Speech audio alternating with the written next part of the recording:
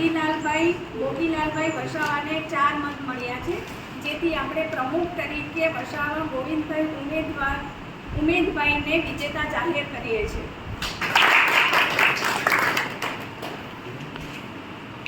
તાલુકા પંચાયત નાંદોદ અને વસાવા જોશનાબેન વિષ્ણુભાઈએ ઉમેદવારી નોંધાવેલી હતી.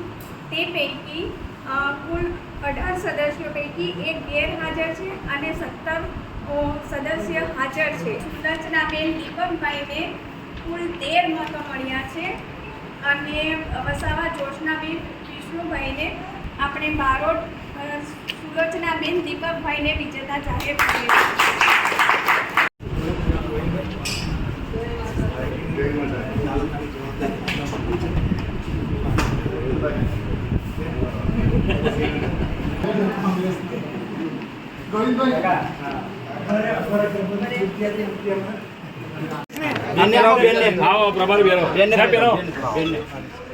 ભારત માતા કે